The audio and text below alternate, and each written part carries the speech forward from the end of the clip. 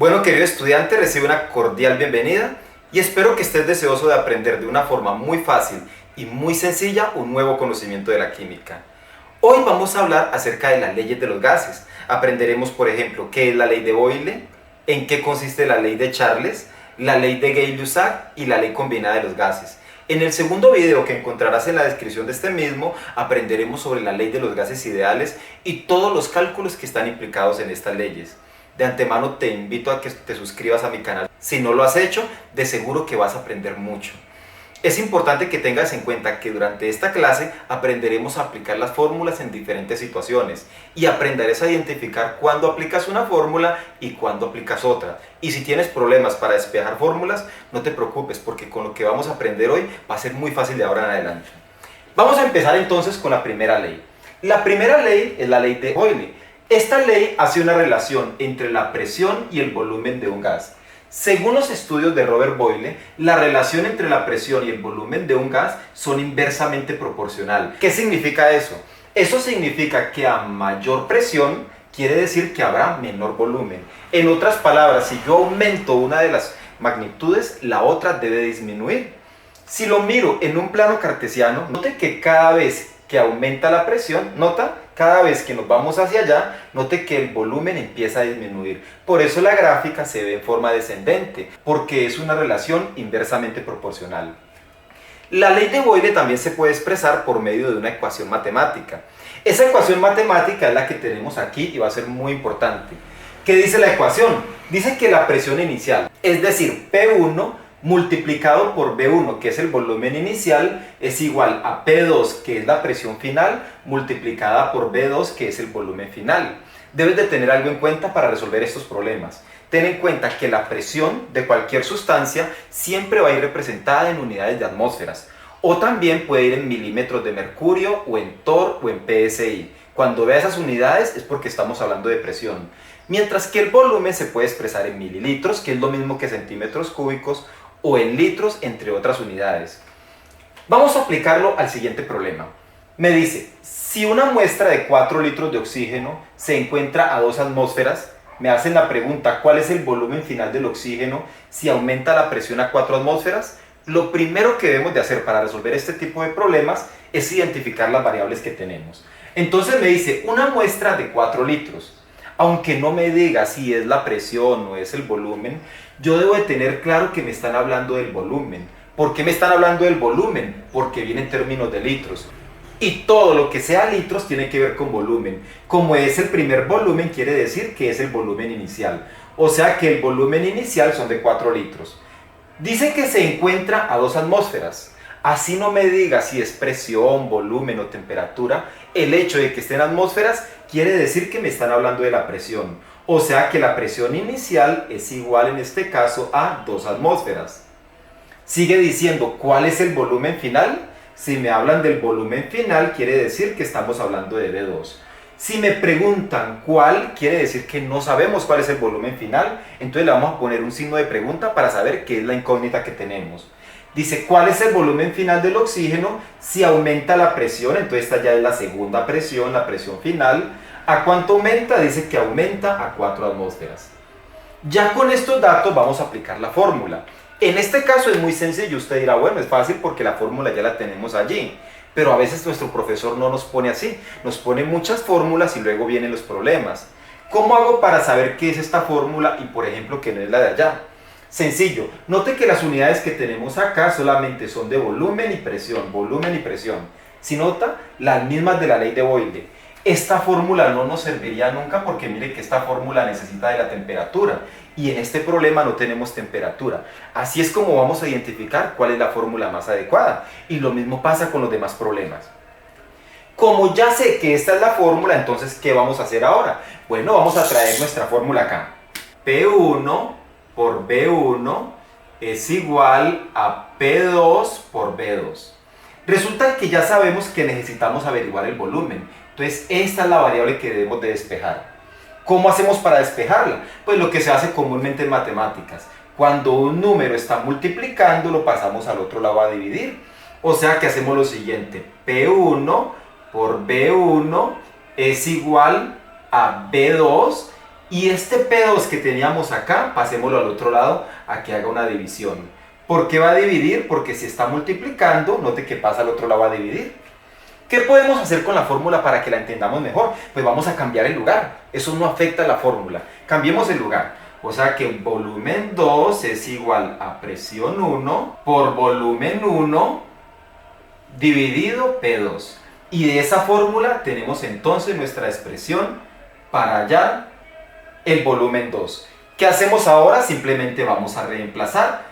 ¿Cuánto es el volumen 2? P1, ya sabemos entonces que son 2 atmósferas. ¿Cuánto es B1? Ya sabemos que B1 entonces serían 4 litros. Y lo vamos a dividir en P2. ¿Cuánto es P2? Note que P2 son 4 atmósferas. Paso siguiente, vamos a cancelar los datos. Entonces cancelamos atmósferas con atmósferas porque se repiten. Y hacemos la operación. Entonces volumen 2 será igual 2 multiplicado por 4, eso nos va a dar 8. Ya no son 8 atmósferas porque las atmósferas las cancelamos, ahora son 8 litros. Y lo vamos a dividir en el número de abajo, que es el 4. Al final, ¿cuánto nos va a dar? 8 dividido 4, eso nos va a dar 2 litros. Y nuestro resultado tiene sentido, porque si la presión aumentó al doble, quiere decir que el volumen debe disminuir. Y en este caso disminuye a la mitad, pasó de 4 litros a 2 litros. Y de esa forma hemos hallado el volumen final. Vamos ahora con la segunda ley. La segunda ley recibe el nombre de la ley de Charles. Charles hace una relación ahora entre la temperatura y el volumen de un gas. Y después de hacer muchos experimentos se da cuenta que la relación entre la temperatura y el volumen, como usted lo puede ver aquí, es directamente proporcional. ¿Qué significa directamente proporcional? Eso quiere decir que si a un gas yo le aumento la temperatura, su volumen por ley también debe de aumentar. Si lo miramos en una gráfica, cada vez que se aumenta la temperatura, note que el volumen también empieza a aumentar. Como es directamente proporcional, note que la gráfica va en forma ascendente, porque es una relación directa. La expresión matemática para explicar la ley de Charles dice que B1 sobre T1 es igual a B2 sobre T2. Esta fórmula matemática es la que vas a encontrar en la mayoría de los libros, y es posible que es la que te han puesto en el colegio. Sin embargo, esta fórmula también se puede escribir de esta manera. Y ambas fórmulas sirven para hacer los mismos procedimientos. Sin embargo, vamos a utilizar esta fórmula. Yo te dije que lo íbamos a hacer de una forma más fácil. Es mejor utilizar esta fórmula, es más fácil despejarla que cuando utilicemos la de acá. Hazlo sin ningún temor porque te va a dar el mismo resultado, no te va a dar un resultado distinto. Entonces, vamos a aplicar el problema. Antes de que lo apliquemos, vamos a tener en cuenta algo. Recuerde, como lo dijimos acá, el volumen va en unidades de centímetros cúbicos, que es lo mismo que mililitros o litros. Y la temperatura puede ir en unidades de grados centígrados, grados Fahrenheit o grados Kelvin. Sin embargo, estas fórmulas solo funcionan con la temperatura absoluta. La temperatura absoluta son los grados Kelvin. ¿Qué quiere decir eso? Que cada vez que tengamos una temperatura en grados centígrados o en grados Fahrenheit, debemos de obligatoriamente convertirlos a grados Kelvin. Si no, el problema nos va a quedar mal. Entonces vamos a desarrollar el problema, dice. Si cierta cantidad de dióxido de carbono se encuentra a una temperatura de 50 grados centígrados, igual que acá, entonces empecemos a buscar los datos. Entonces la temperatura 1 es igual a 50 grados centígrados. Y se aumenta, esa es la temperatura 2, se aumenta ¿a cuánto? A 100 grados centígrados. Sabemos que estamos hablando de temperatura porque vienen unidades de grados centígrados. Dice, obteniéndose un volumen de 10 litros. Me hace la pregunta, ¿cuál era el volumen inicial del CO2? Como quien dice, el volumen inicial es nuestra incógnita. O sea que este volumen que aparece acá es el volumen final, o sea, B2. ¿Cuánto es el volumen final? Quiere decir que son 2 litros. Como quien dice, después de hacer este aumento de temperatura, el volumen nos quedó en 10 litros. Por eso es el volumen final. Resulta que llega el momento en que uno dice, ¿cuál es la fórmula que utilizo? Bueno, aquí es fácil porque ya sé que la tengo allí. Pero si no fuera así, mire, el hecho de que solo tengamos temperatura y volumen no te quiere decir que esta es la fórmula. Esta fórmula no nos hubiera servido porque esta fórmula es cuando hay presión. Y en este problema note que no hay presión. Pero hay un detalle. Antes de yo poder aplicar esa fórmula, recuerden que la temperatura debe ir en la temperatura absoluta, o sea, en grados Kelvin. O sea que esos grados centígrados que usted ve allí debemos de convertirlos a grados Kelvin. ¿Cómo lo vamos a convertir? Pues con la expresión matemática que usted ve allí. Note, grados Kelvin, ¿a qué es igual? Es igual a los grados centígrados que tenemos más 273. O sea que, como quien dice, lo único que vamos a hacer es coger nuestros grados centígrados que tenemos aquí, que son 50, y sumarle 273. Eso al final nos va a dar 323 grados Kelvin. ¿Sí nota? Y lo mismo con el de abajo. 100 grados centígrados más los mismos 273, esto me va a dar 373 grados Kelvin. Y de esa forma ya convertimos nuestras temperaturas a la temperatura absoluta. ¿Qué sigue ahora? Pues vamos a reemplazar en la fórmula. Entonces vamos a trabajar con esta fórmula que es más sencilla. Entonces la vamos a traer acá. Con esa fórmula vamos a despejar la humedad que necesitamos. Como necesitamos el volumen, ¿qué quiere decir? Vamos a despejarlo. O sea que el T2 que está multiplicando, note, debe de pasar al otro lado a dividir. O sea que al final me queda que B1 es igual a B2 por T1. Y este va a pasar a dividir. O sea que va a quedar acá. Y esta es la fórmula que vamos a utilizar. ¿Qué hacemos ahora? Pues simplemente vamos a reemplazar. Entonces B1 ¿a qué es igual?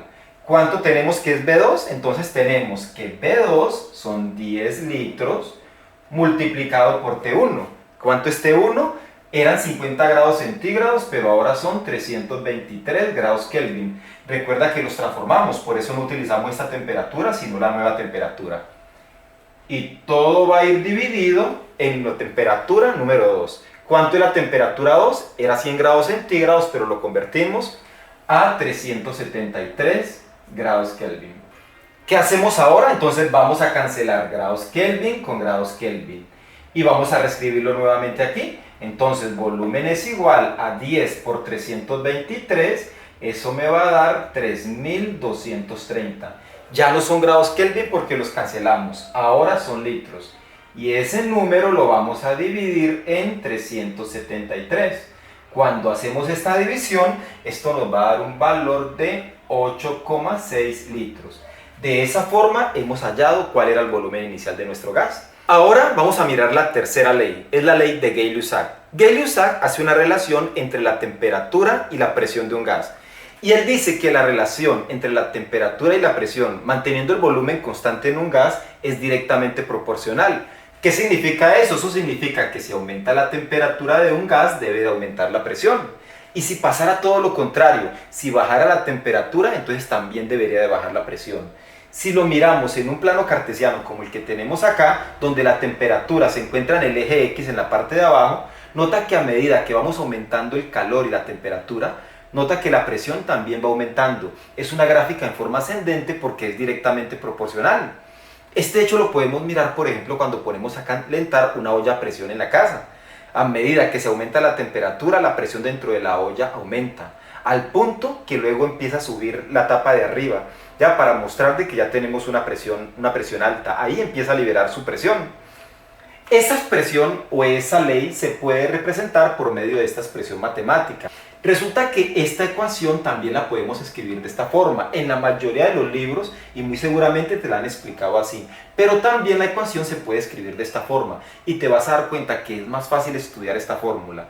Es más fácil a la hora de despejar, a la hora de reemplazar, es más fácil si la utilizamos. Hazlo con confianza que te van a dar los mismos resultados. Al fin y al cabo representan la misma situación y básicamente es la misma fórmula. Entonces, ¿qué dice la fórmula? Que P1, presión inicial, multiplicado por la temperatura final es igual a P2, o sea, la presión final, multiplicado por T1, que es la temperatura inicial. Miremos el siguiente problema, me dice, un cilindro de gas nitrógeno a 100 grados centígrados tiene una presión de 1000 milímetros de mercurio. Me hace la pregunta, ¿cuál será la presión si disminuyo la temperatura a 20 grados centígrados? Entonces vamos a hacer lo mismo que en los demás problemas.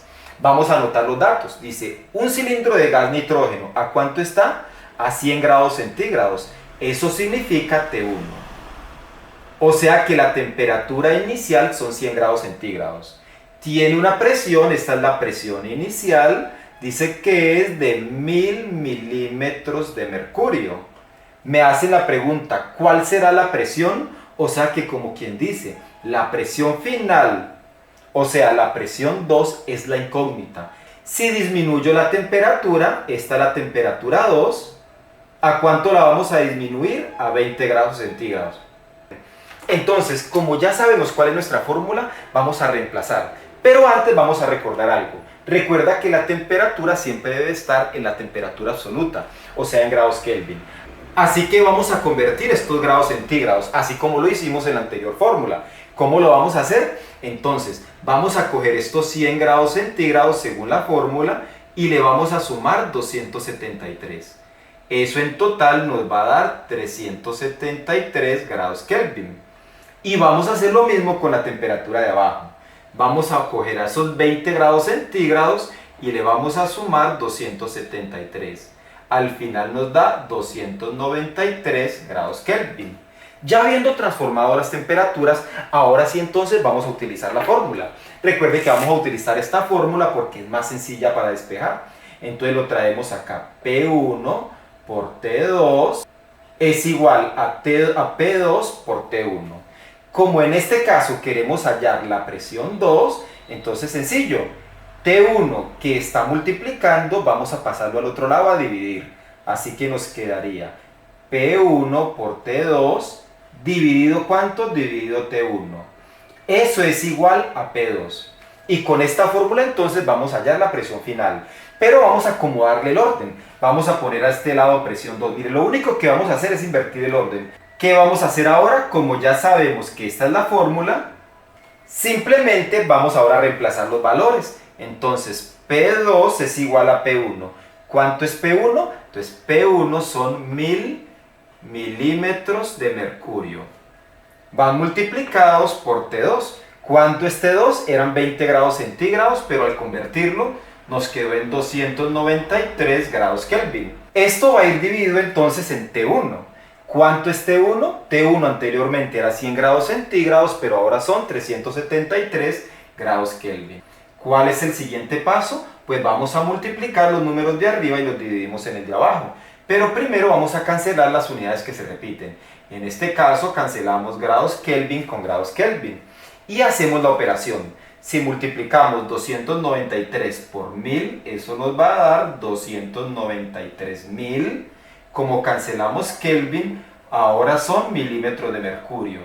Y lo vamos a dividir en 373. Entonces, cuando hagamos esta división, eso nos va a dar en total 785.5 milímetros de mercurio.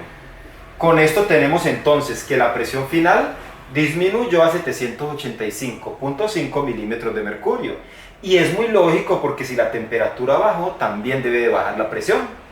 Ahora veamos la cuarta ley de los gases y es la ley combinada de los gases. En esta ley vamos a combinar todas las fórmulas, todas las variables que hemos visto anteriormente. Y al final nos da esta expresión matemática. Sin embargo, para poderla realizar mejor, para cuestiones de despeje, es más fácil si nosotros lo hacemos de esta forma.